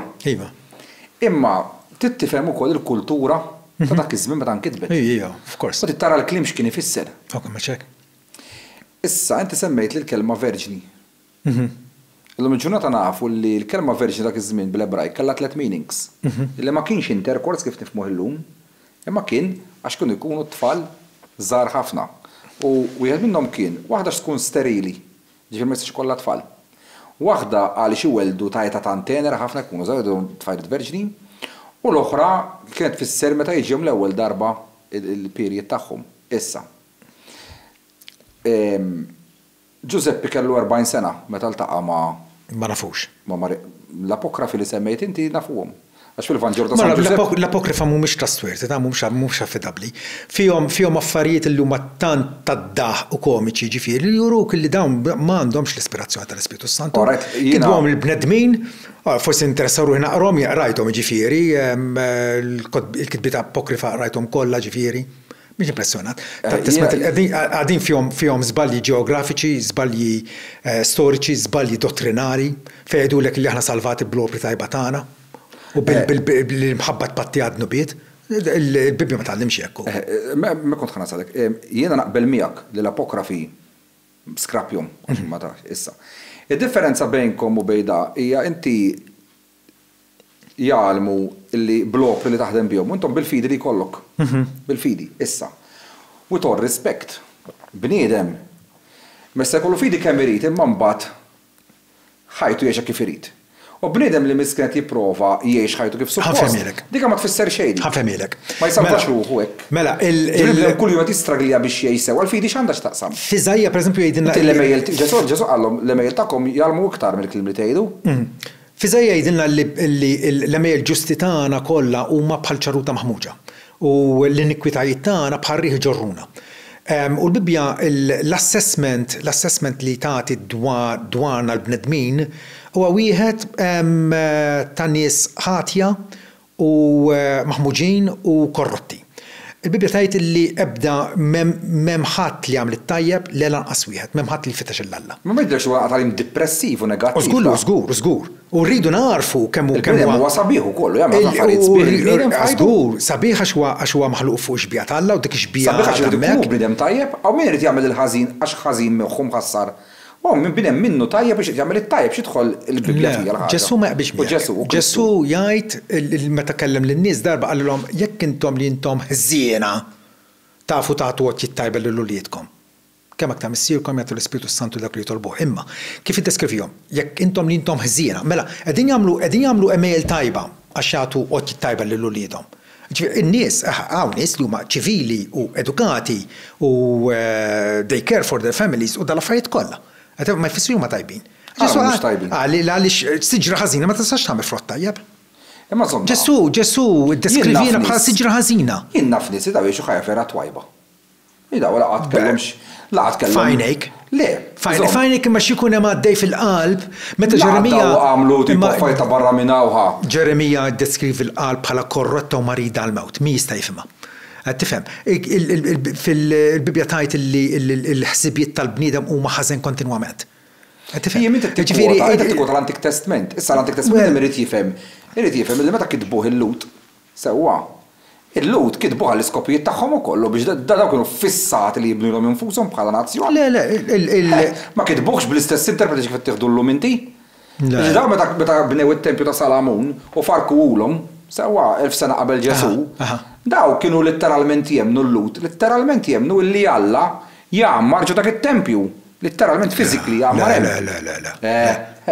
Ma x'ma Fil-talba għalfejn il-Babiloniżi u r-Rumani kull meta attakkawlhom raw li żgur iffarku it-tempju, għalfejn biex psikoloġikament l-hom ifarkuhom jgħidulhom isma' nkalli intom telaqkom u għalhekk obsess nerġgħu jibnu t-tempju għax Alla jgħammar fit-tempju. U kienu jemmnuha letteralment ġifieri, issa din teoloġija, issa l-problema tal-bjakija illi ħaġa t-teoloġija tħadd iskrappja kollox u toqgħod biss fuq fejt.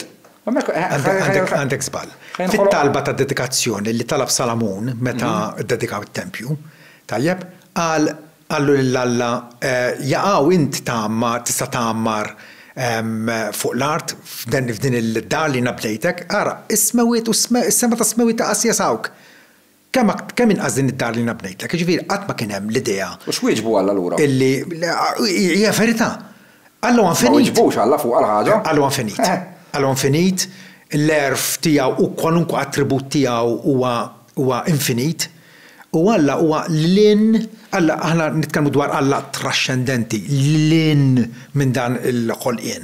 Fil-waqt li jammar fil-ħolqien u jinsab kullum kien, kif kien għalmuna tkun nażar, fejn jinsab Alla jinsab fis-sema fl-artu kullum kien. Tajjeb, imma Alla huwa lin mill-ħolqien tiegħu u laqas huwa dipendenti fuq il-ħolqien tiegħu. Qed tifhem? Jew ma jidhirlekx li huwa Alla kattiv minn dal-aspett, ma inti sewwa. Il-ħażentana qegħdin waħlu ħfalla ġifieri. Le, mhux hekk. Qed ngħidlek jien qed ngħidlek huwa dan. Alla jaf kollox ħajġri. Jaf, kollox se jiġri. Għalfejn għandek toħloq inti tnejn min-nies, tihom prova li taf daw they're going to fail in it. U magħhom mhux tgħid ħajjieħdu l-kastiku huma biss. Tfal innoċenti llum jitwildu gaż eżempju bum, bħalissa niżla bomba fuq minn toqtolhom innoċentament daw. Nies bniedem għaddej sparalu ieħor whatever x'għamillu. Jekk Alla kien minn dejjem jaf kollox u jaf x'ħajjiġri whatever. Ma allura aħna din ngħixu fi pjan ta' Alla kattiv dak l-aspett. X'toħloq tagħmel xi ħaġa li taf li ħadd tiżbalja. Issa inti semmejt il-free will. Jew għandna free will, jew m'għandniex. Għalfejn ngħidlu hekk. Jekk inti il-bniedem miskin, għax dak każ miskin ngħidlu jien, ġa twieled ġo fih imħassar ħabba dnub ta' Damu Eva, inklinat għal ħażin da. Da x'jridu jagħmel? Ja, da kollu jindika illi Alla fl-emer kollha tiegħu huwa sovran. U meta ngħidu sovran ġifieri jagħmel kull ma jogħġbu u l-emer kollha tiegħu huma xhieda tal-majestà u tal-għan inkomprensibbli tiegħu fl-aħħar mill-aħħar. Jiġifieri aħna nistgħu nifhmu ftit.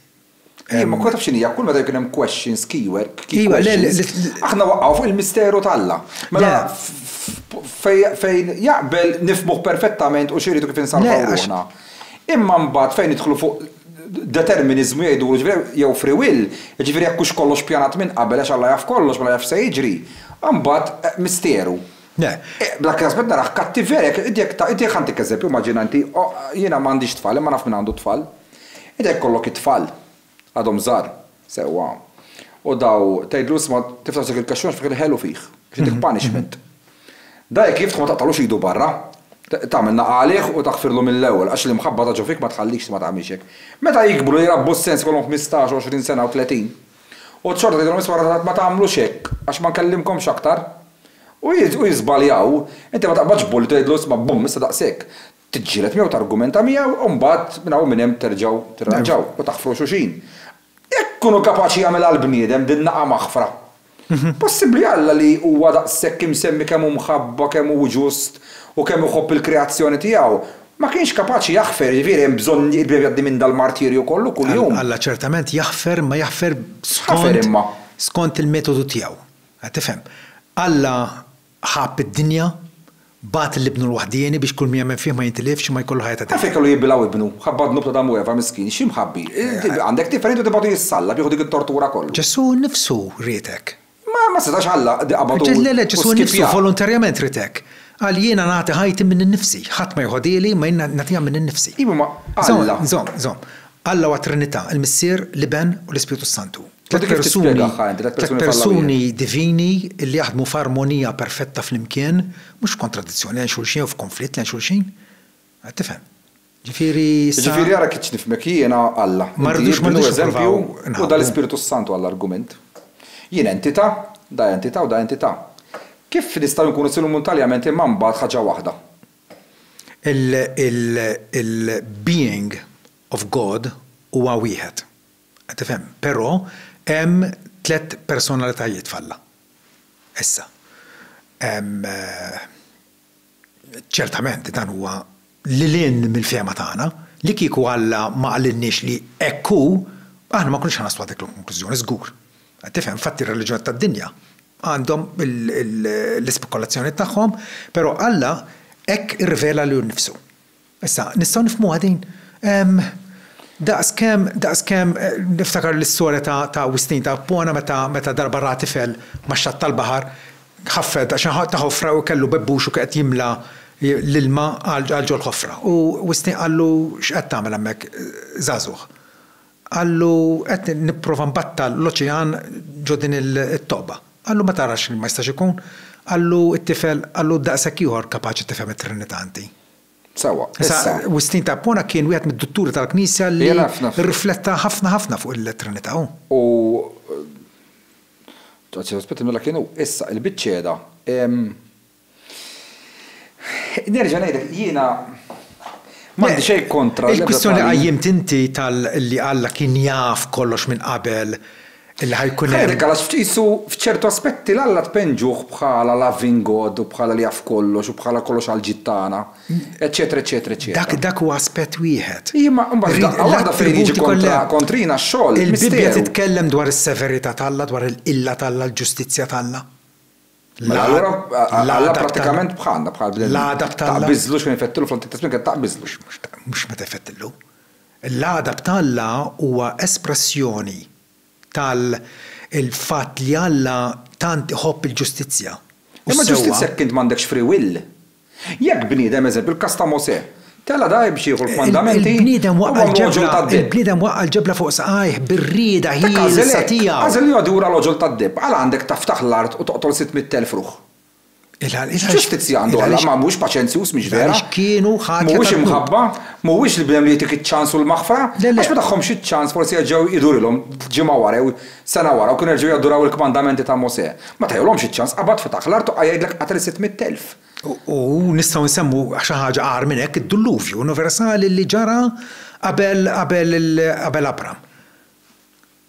Għaliex Alla kellu jarraq l-umanità kollha u l-ħajja kollha li kien fuq l-art. Il-ħajja tal-bniedem kien tant ħassar u sar korrott bil-vjolenza u bil-moralità illi kien letteralment spiċċut. U Alla kellu jqerdu l-bniedem imma salva lil-Noe u l-familja tiegħu u minnhom ħareġ imbagħad ħanejdu hekk. Jiena nsibha problematika biex nemmel l-istorja ta' Noe, għaliex ma nistax nifhem kif ġew l-istess kamra. Tpoġġi Ljun. U fenek. Daħħa jisbranaħ għax fin-natura tagħhom hekk jagħmlu. Ġifieri u l-ħut. Fej. Baqgħu fil-baħar. Fil-baħar. U l-penguins u hekk x'għamlu ġifieri daw. Ġew mill-Alaska, kif ġew daw? Ma nafx. Ġifieri mbagħad l-umanità kif ħadet ir-ruħ, ġifieri dak kienu 8 min nies biss jgħidlek aħwa. Bl-inċesti u bil-kuġini. Kien hemm 4 koppji, bażikament, 4 koppji miż-żewġa. U minn hemm beda kollox. U minn hemm reġgħet ġiet umanità ġdida. Verbati ma tantx noħodhom letteralment imma. Però imbagħad għax inti semmejt ix-xjenza fil-bidu. L-evidenza hija jekk tħares li globu 3/4 minnu għadu miksub bl-ilma tad-dilluvju, 3/4 minnu. Imma impjanti oħra hekk miksib kollha. U l-ogħla ċaċet tad-dinja huwa provat li kienu xi darba taħt il-baħar. Ara, jekk inħall is-silġ kollu tad-dinja, kollu ta' taf kemm jola l-baħar 7 metri. Il-Himalajas taf kemm għoljin. Il-kataklizmi li kienu maħabba d-dilluvju kienu tremendi ġifieri. Tremendi. Aħna ma konniex hemmhekk, ġifieri rridu li l-Alla noħduh fuq kelmtu ġifieri. Jiena nieħdu fuq l-arkeoloġija ġifieri suppost ta' daw aħna għandna provi. Jekk tmur fejn hemm il-muntanji imkien hemm layers li juru li kemm dan tip ta' arqa kbira fid-dinja. Ġifieri 3/4 tad-dinja u ilma, għax il-pjaneta tagħna magħmula hekk għax it's a water planet. Hawn pjaneti oħra fid-dinja tagħna aktarx mura sħaħ anke jduru ma' Jupiter, li huma kollha ice, kollha silġ. Ġifieri m'għandux jaqsam id-dilluvju għax tara nserta hekk. It's a rocky planet fiha. Id-dilluvju nkunu qegħdin nieħdu l-messaġġ tiegħu sewwa meta nikkonsidrah bħala twissija tal-Alla li ara l-bniedem ħażin xi ġralu.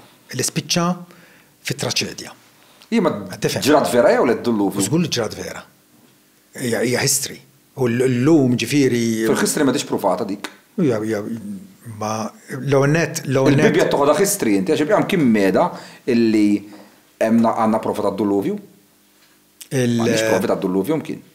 Il-provi tad-dilluvju ġeoloġikament u kollox huwa favur evidenza ta' dilluvju antik fid-dinja. f'kollox. Id-dilluvju però irridu ħarsu leħ bħala twissija minn Alla. Illi bħalma Ġesu qal darba qal lin-nies ta' żmienu, jekk intom ma tindmux, tintilfu intom ukoll. Ġifieri, kultant aħna noqogħdu nispekulaw x'ġara u sebaħ u dalam u kif jista' jkun. Qed tifhem, aħjar il-Bibja naħduha at face value kif inhi u naraw li Alla anke bħalissa qiegħed jurina qtieba tiegħu illi suppost tmexxina l-indiema. Flok ma nqogħdu nissieltu kontra Alla, għax din ma naqbilx magħha u dik kif jista' jkun, Alla qiegħed imexxina lill-indiema billi jagħtina x-xita, jagħtina l-ikel, l-bies, ċertu kumditajiet fil-ħajja, meta ħaqna biss kastik. Imħar għandek negattività, għandek kastik. Ija, jekk aħna ma għala jien għandek kastik biss, jekk għamilt ħajti nħawel is-siġar nejn l-annimali nejn in-nies, għala ħaq il-kastik. Għaliex il-ftit tajjeb li tagħmel inti. Inti għala ħaq il-kastik id-raġel sew. U smajt fuq, u faħruk ħafna n-nies li bħal inti, għala għandek ħaq kastik inti, ħalli ma nsemmix fuqi, għala ħaq kastik. Ħaq kastik il-għaliex il-ħajja tiegħek kif l-aħjar li stajt inti f'din dinja ma ġalet x'taf l-aħjar li stajt. Le, ta' stajt għamil taħjar. U naħseb anke intuku kulħadd. X'stajt għamil taħjar inti? Aħna Alla jgħidilna, Ġesu jgħidilna, kunu intom mela perfetti. Palma missiekom fis-smejtu perfett. Huwa guilt feeling nara ħien, ingrained ġo dak huwa l-ideal li aħna nqasna minnu. Il-Bibja tgħid kollha dimbu u neqsim mill-glorja tal-Alla. Imma Alla fit-tjubitu jiġġustifikana b'xejn permezz tal-fidwa li fil-Kristu Ġesu. Ħażen stajt għamilt f'ħajtek kammonna, jekk ma qtilx il xi ħadd jew kont vera tittortura xi ħadd jew tużaħ jew min il-bniedem kammon da minn ma jilletikax kultant. Ġifieri l-ħares bniedem jilletika jew kellu perjodu ħażin mal-mara jew mar-raġel jew forsi mat-tfal, abdaqshekk daħqu xi kastik ta' barra minn aħna. Żgur umani. Żgur aħna nkunu qegħdin biss ċertu lajns ngħidulhom jiena li vera nkunu mobdejniex lill-Alla li huwa infinit fil-qdussija u l-ġustizzja tiegħu. Imma dik kif stajt tobdi jekk inti qed tgħid twilit bidnu bġo fik. Il-ħtija tagħna tant hija kbira. Imma xi ħtija illi għalkemm minni aħna l-bnedmin Alla bissa ta jħallasa. Imma Alla bissa tagħmel tarbija l-isptar. U faqgħet tibkex tħaġġet minn omma. Di, xi ħtija għandha di, xi ribellat, x'għandha x'ħażin. Hija parti minn umanità mwaqqaf id-dnub. Alright, mux ħan niftemu fuq għanut li ħanodda. Parti minn umanità mwaqqaf id-dnub u dik it-tarbija sal minnhom jgħid li l-bniedem jitkellem il-gideb anke minn ġu fommu. Hija iperbole, fehmni. Imma biex jurina. Ir-rivelazzjoni jgħidlek illi ġenna tal-art ħatkun fuq dil-art. Sewwa. Għax ir-rivelazzjoni jgħidlek illi ħa tiġi Judgment Day Armageddon u mbagħad jitla il-satna x-xita wara 1000 sena, mbagħad min jidneb hemmhekk jintilef għal dejjem u l-kumplament jibqgħu jgħixu fuq il-pjaneta. Dan huwa xemm miktub fir-Revelazzjoni. Sewwa ġifieri dik hija l-ġenna tal-art li hemm miktub. In-nies kollha li mietu minn żmien Adam law, dawk jammontaw għal biljuni u biljuni ta' nies. Ġa kif in id-dinja bit minn biljuni, warajt hemm il-grid tal-bnedem eċetera eċetera. U koll miex sostenibli l-affari? Mela, bħalissa din ngħixu f'dinja li hija taħt is-saħta tal-Alla. Mill-bidunet meta Adam dineb, mis-suta tkun l-art maħabba fik, bl-ara taħdem u l-bqija. Inti trab u le trab terġa' tmur. Ġifieri dik ir-realtà preżenti. Però Pawlu fir-Rumani 8 mbagħad jippreżentana dit-tama illi il-saħta li hemm fid-dinja qatt titneħħa u Alla joħloq smew ġodda war ġdida li fihom tammar il-ġustizzja. Xi ħaġa kien ħabbara Iżajja, profeti oħra pereżempju jgħidu illi qatt jasal dak il-jum illi il-tarif tal-Alla ikun mifrux daqs kemm l-ilma jagħti l-baħar. Ġifieri ħadd tkun xi ħaġa komprensiva. L-istat etern li Alla idaħħalna fih għal dawk li huma mifdija bid-dem ta' Kristu, għal dawk li jkunu emnu l-Evanġelju u il-fiduċja tagħhom tkun esklusivament, tkun kompletament f'Ġesu Kristu bħala s-salvatur tagħhom, dawn in-nies ikunu l-werrieta tal-Alla. Infatti Ġesu f'waħda mill-beatitudni tiegħu jgħid imberkin dawk li huma pur f'qalbhom għax qed jaraw għal Alla, imberkin l-mansweti għax dawn qatt jirtu l-art. Ġifi Alla se joħloq ħolqien ġdid. Dan il-ħolqien preżenti illi Pietru jinformana għad jinqered bin-nar, tajjeb, Alla se joħloq minnu smewi ġodda u għad ġdida. Univers ġdid li lim il-fema tagħna. Issa, id-dinja kemm se tkun kbira, tal-liema forma x'ħajkun fiha, tifhem, ħiel ċkejken għandna għax għal darb'oħra il-qagħda preżenti tagħna ma tistax tlaħħaq ma' dik l-istat superb u affaxxinanti li Alla kapaċi jagħti lil uliedu. Il-dawk li huwa ikun għamilhom reċipjenti tal-grazzja tiegħu. Dak li nista' ngħidu. U hemm xi numru li kemm ma nafux. Ma nafux. Fir-Revelazzjoni semmew il-144,000. Però n-nies salvati fil-waħda mill-viżjoni ta' Ġwanni fil-Apokalissi jgħidlek li rajt folla innumerabbli ta' nies illi ovvjament jirrappreżentaw il-poplu salvat talla. Ok, mela, għaxinna xi sija u nofs. Mela, jiena qabel ġejtaw għallu inti raġel tajb ħafna u moħħ miftuħ u nista' nikkonferma li vera. Ismani, jiena dak li jiena frott tal-grazzja talla. Ma nista' nieħu ebda mertu għal nifsi, id-difetti tiegħi nafhom jiena u jkidduni. Aħna bħala Kristjani Evanġeliċi aħna xogħol tal-grazzja talla, xogħol għadu għaddej, għadna ma wasalniex, tifhem irridu nżommu ċerta umiltà u iva nammettu li l-Bibja nifhmuha perfettament, le ħadd ma jifhimha perfettament. Tifhem, imma bi spiritu sinċier u brida tajba, bit-talb, bl-illuminazzjoni tal-Ispiritu Santu, kapaċi iva, Alla kapaċi jiggwidana u jmexxina biex narfu r-rieda tiegħu, ir-rieda tiegħu qegħdin. U stess jgħidilna illi dan huwa l-kmandament Alla, illi aħna nemmnu f'dak li bagħtu. Ġifi Alla l-ewwel qabel kollox, qabel ma tipprova tobdi l-kmandamenti tiegħu, iridek tpoġġi l-fiduċja tiegħek f'ibnu Ġesu Kristu, illi waħdu bil-tpattija tiegħu fuq is-salib kapaċi jaqlana l-maħfra u aħna nemmnu illi iva għandna l-maħfra u ninsabu persważi illi ninsabu assigurati illi appena jiena nieħu l-aħħar nifs se nkun fil-preżenza ta' Kristu fil-ġenna. Imlibbes bil-ġustizzja tiegħu. Jiġifieri il-mertu kollu għal sa fejn wasalt u xat nakkwista fil-futur tajjeb huwa kollu dovut minħabba Ġesu Kristu. Il-medjatur uniku bejn Alla u l-bnedmin. Mela, nirringrazzjak Paul. Ħanħalli jekk twassal xi l-aħħar messaġġ tiegħek fil-free. Tifhem tipo inti x'kif. Grazzi Riki. Fimni, saqsejt ħafna mistoqsijiet, xogħol minnhom kienu ta' importanza terzjarja għalija, speċi provajt inti kit-tweġiba tiegħi, kien hemm ħafna mistoqsijiet importanti li jidher li ma kkavarjajniex. Allura aktar xtaqt illi nispjega l-Evanġelju fil-milja tiegħu. Go ahead. Il-fatt li l-għonet rridu nkunu konfrontati bid-dnub tagħna. Flok ma noqogħdu nippuntaw ħadd ieħor jien fir-relazzjoni tiegħi Alla. Kif jiena? Milquh minnu. Tifhem? Qiegħed fil-favur tiegħu. Tifhem? U allura meta wieħed ikun konvint minn l-ħtijiet tiegħu, tajjeb, il-liġi tagħlek taħdem, il-liġi tagħla tikkonvinċina bid-dnub tagħna biex tibatna għand Kristu.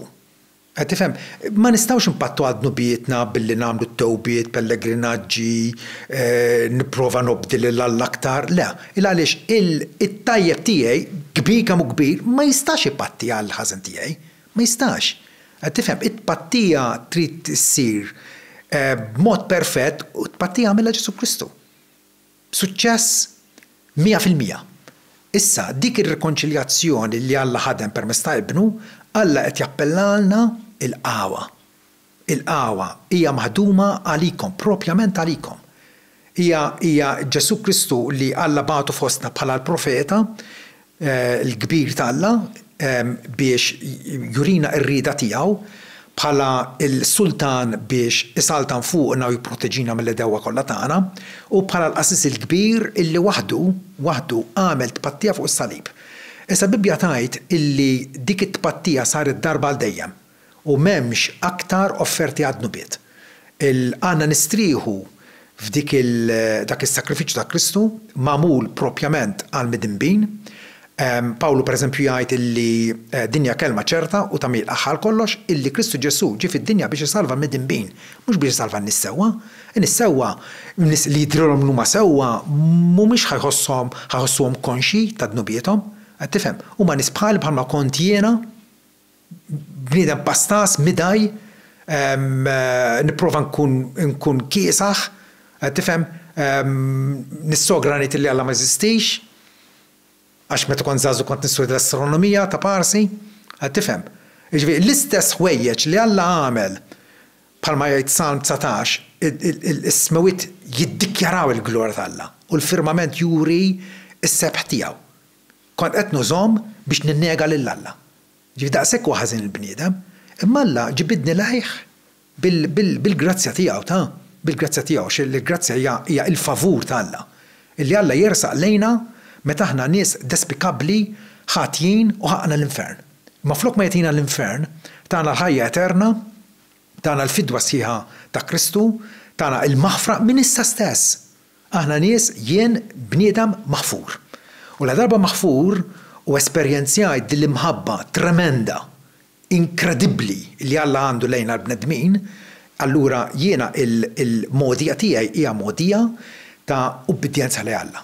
U iva li Alla irrid nonoraħ, irrid nsebħu, irrid niglorifikaħ f'kull ma nagħmel, f'kull ma ngħid, il għaliex dak huwa il-responsorjal xira u loġiku meta naf li Alla tant ħabni jiena irrid nħobbu lura. U dik hija t-tama mbierka tagħna illi iva f'din id-dinja bid-batijiet u bil-afflizzjonijiet kollha li fiha appena nieħdu l-aħħar nifs Alla jselqana fiħdanu. U dak li Alla dak li l-lajn qatt ma rat u l-widna qatt ma semet.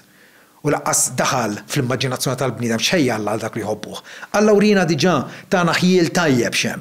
Qed tifhem, imma u Alla li se juri l-glorja u s-sebħ tiegħu billi idaħħalna eredi ma' Kristu fi glorja eterna. Issa forsi jiena nixtieq forsi il-dawk li kienu qed jisimgħuna Riki nistedinhom biex forsi anke ikollhom l-opportunità li jisimgħu jew jaqraw b'mod aktar spjegat u sistematiku. Għandi dan il-ktieb l-aħbar it-tajba, il-Vanġelu li huwa il-tant qalbna. Ktibtu jiena bda bil-Malti qasir li wieħed jista' jibgħat għalih nibatulu b'xejn kemm jibatilna SMS fuq 7930 9730. Okay. ħaġa niċċara hija illi għax kien hemm inqalli illi intom tieħdu 10% tal-paga li mhuwiex vera. Le mhux vera, aħna fil-laqgħat tagħna ovvjament biex inkomplu l-ispejjeż tagħna u anke nkunu kapaċi nibagħtu qotjiet fil-missjoni nagħmlu ġabra u kulħadd jagħti b'mod volontarju. Biex inkun qed nitkellem fair. Illum il-ġurnata għal-ħazma ma tiġbrux xi donations jew kax titħallas il-kontijiet tad-daw l-ilma kirijiet li jkollkom eċetera. Imma kienu ħafna misinformation. Ġifieri irrelevanti bidem jaqbel x'ma twemmin tiegħek jew le. Però what is fair is fair. U f'dal każ xaw min jaħseb li tipo daw is-setet iż-żar jew reġjonijiet żgħar donazzjonijiet kollu ma l-istess. F'dal każ jien saqsejtek anke qabel bdejna u ringrazzjak għaliex tajtek il-libertà li jekk trid ċertu domandi ma twiġibhomx u ddeċidejt twiġeb kollox, so grazzi ħafna. Grazzi lilek. U ħafna mill-misinformation, eżempju li kien hemm intom eżempju ma' xjenza taqblu fejn tidħol mediċina u hekk kollox ġifieri m'intomx anti-mediċina xejn minn dawn. Dawn rid niċċarhom għaliex hawn gruppi. Qed tifhem. U jiena minn naqli nafek ġifieri ħanejdlek hekk sewwa. ħadd gost nitkellem miegħek. Jien ukoll. Għaliex in my opinion sewwa m'intomx mill-extremist għax hawn minnu extreme fl-opinjoni tiegħi ħadd jaraħ forsi kif jimxi sew. U l-messaġġ li tagħtu tajjeb. Soda grazzi ħafna. Hekk Brimsi ta' forsi jkun iktar stampa intom x'talmu bħala Knisja. Jekk forsi iżid xi ħaġa qabel nagħlqu f'idejk. Le, naħseb jiena b'dan l-ktieb li qed nofri jiena wieħed ikun jista' jaqraha l-affarijiet tiegħu u ikollu ħiel aħjar ta' x'nemmnu. Il-number tal-aħħar 7930-973 kemm jikteb SMS u nibatulu bil-posta. Ringrazzjakom u thank you very much. Grazzi.